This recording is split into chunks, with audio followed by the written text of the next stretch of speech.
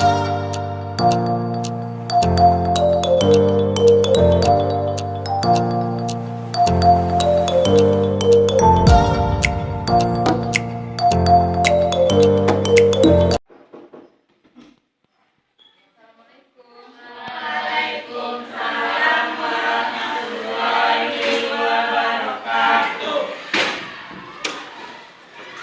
pagi anak-anak. Gimana kabarnya hari ini? Sebelum kita memulai pelajaran pada pagi hari ini, kepada ketua kelas mohon dipimpin doanya. Baiklah, sebelum mulai pembelajaran kita berdoa dulu. Berdoa mulai. Berdoa selesai. Baik, terima kasih kepada ketua kelas. Pada pagi hari ini Ibu ambil absen terlebih dahulu. Yang pertama yaitu Mardia, hadir. Romi Firmansyah, Hadir, Bu. Nur Fazira, Desi Susilawati, hadir Bu. Baiklah, pada pertemuan sebelumnya kita telah mempelajari tentang ruang lingkup biologi. Untuk pertemuan kita kali ini kita akan mempelajari tentang keanekaragaman hayati. Sebelum kita memasuki materi kita pada pertemuan kali ini, Ibu akan menyampaikan terlebih dahulu tujuan pembelajaran kita pada pertemuan kali ini. Yaitu pertama, siswa mampu atau dapat mengetahui tentang apa itu yang dimaksud dengan keanekaragaman hayati. Yang kedua yaitu tentang hayati itu sendiri akan dibagi menjadi 3 tingkat, yaitu tentang gen, spesies, beserta ekosistem. Siswa dapat mengetahui tentang penyebab apa saja yang mengakibatkan punahnya keanekaragaman hayati di Indonesia, serta upaya-upaya apa saja dalam menanggulangi punahnya keanekaragaman hayati di Indonesia. Nah, di lingkungan sekitar kita dapat menemui berbagai macam makhluk hidup, di antaranya yaitu tumbuhan dan hewan. Masing-masingnya mempunyai karakteristik yang berbeda pula, hingga membentuk suatu keanekaragaman. Misalnya kita sering menemui mangga yang memiliki berbagai macam bentuk, warna, beserta rasa. Selain itu kita juga menemui berbagai hewan dalam satu familia. Contohnya yaitu anjing, kucing, harimau, dan masih banyak lagi contohnya. Kita akan mempelajari yang pertama, apa itu tentang keanekaragaman hayati sendiri. Nah, di keanekaragaman hayati sendiri ini, Ibu akan menjelaskan sedikit, yaitu keanekaragaman hayati, di mana keanekaragaman hayati ini ditunjukkan dengan adanya variasi makhluk hidup yang meliputi bentuk, penampilan, jumlah, serta ciri lain. Di mana keanekaragaman hayati ini penting bagi kelangsungan hidup karena adanya saling keterkaitan antara jenis yang fungsional yang memungkinkan terjadinya keseimbangan dalam kehidupan, yakni melalui daun materi dan aliran energi. Nah, di sini keanekaragaman itu ada beberapa macam. Ada tingkat gen, keanekaragaman tingkat jenis, dan keanekaragaman tingkat ekosistem.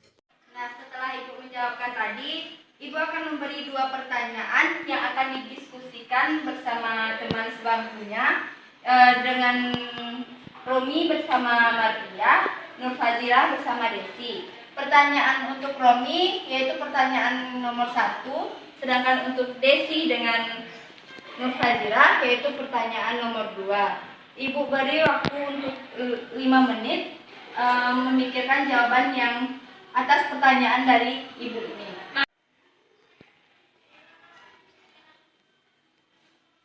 Apakah kelompok 1 ada yang merasa kurang paham atas pertanyaan yang telah Ibu berikan?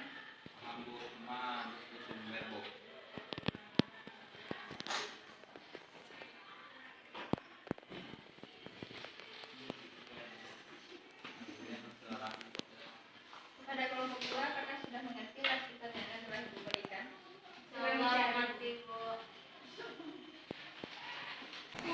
Baiklah, karena waktu telah habis untuk diskusi, kepada kelompok 1 mempresentasikan jawabannya ke depan, yaitu tentang keanekaragaman tingkat gen, jenis, dan ekosistem.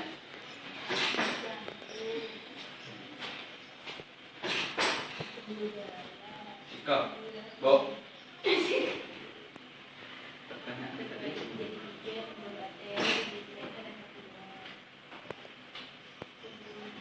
Baiklah, saya akan mempresentasikan menyampaikan hasil diskusi saya dengan teman sebangku, di mana pertanyaannya yaitu menjelaskan konsep keanekaragaman gen, jenis, dan ekosistem. Tingkat gen adalah keanekaragaman yang timbul karena adanya variasi susunan gen dalam suatu spesies. Selanjutnya untuk keanekaragaman tingkat jenis yaitu keanekaragaman yang timbul karena adanya perbedaan-perbedaan pada makhluk hidup dapat dikatakan satu spesies jika keduanya dapat melakukan perkawinan secara bebas dan menghasilkan keturunan yang subur.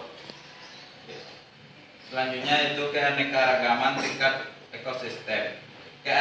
Keanekaragaman tingkat ekosistem adalah keanekaragaman yang timbul karena adanya interaksi antara lingkungan abiotik tertentu dengan sekumpulan makhluk hidup tertentu.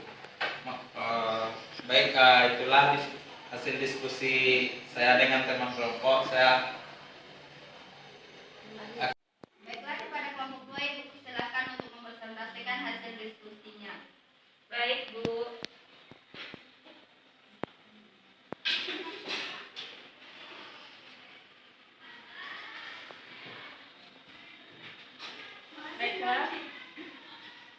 Baiklah, saya akan menyampaikan hasil diskusi kami, yaitu tentang penyebab hilangnya keanekaragaman hayati. Penyebab hilangnya keanekaragaman hayati itu salah satunya itu karena habitatnya hilang dan fragmentasi. Yaitu hilangnya habitat adalah menyusutnya materi pada tempat yang sesuai atau cocok untuk hidup oleh makhluk hidup tersebut, dan fragmentasi adalah pemisahan suatu habitat menjadi lebih kecil. Yang kedua yaitu spesies-spesies eksotik. Introduksi spesies. Introduksi spesies adalah suatu upaya mendatangkan spesies asing ke suatu wilayah yang telah memiliki spesies lokal. Contohnya di Indonesia, penggunaan padi unggulan telah menyebabkan punahnya padi tradisional. Yang ketiga yaitu karena adanya degradasi habitat. Degradasi habitat adalah kerusakan habitat karena polusi, misalnya hujan asam dan efek rumah kaca. Yang keempat yaitu eksploitasi secara berlebihan. Yang kelima yaitu industri kehutanan dan perikanan. Yang keenam yaitu perubahan iklim global. Sekian dari saya kembalikan kepada Ibu. Baiklah, terima kasih kepada Ananda Roni Firmansyah. Ibu akan menambahkan jawaban atas pertanyaan yang telah dijawab oleh Roni Firmansyah tadi, yaitu ada 3 macam keanekaragaman. Yang pertama yaitu keanekaragaman tingkat ekosistem, keanekaragaman tingkat jenis, dan keanekaragaman tingkat gen.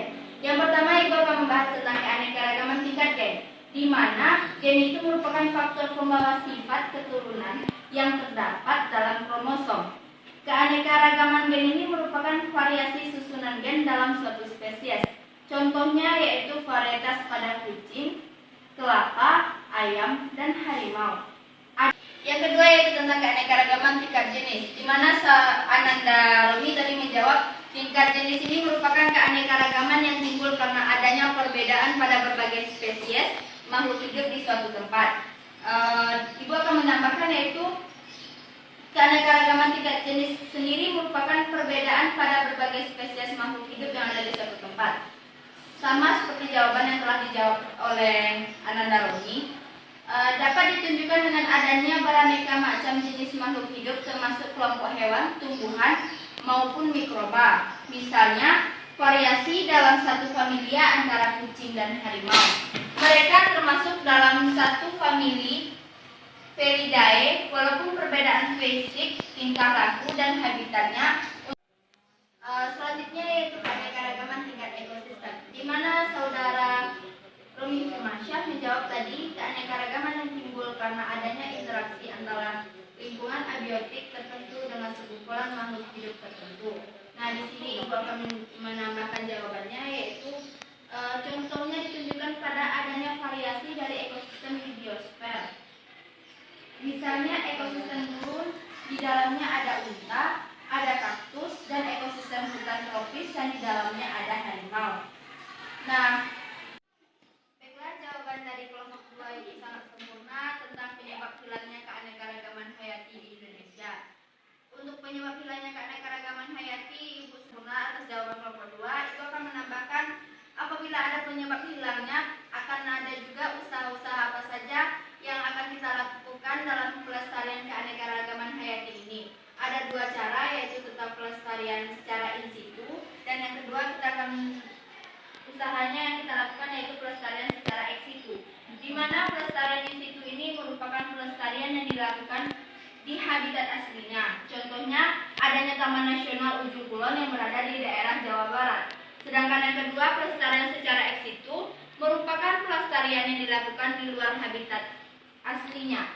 Contoh pelestariannya yaitu kebun botani, kebun koleksi, serta kebun plasma nukta. Baiklah, hanya sekian pembelajaran kita pada pertemuan kali ini.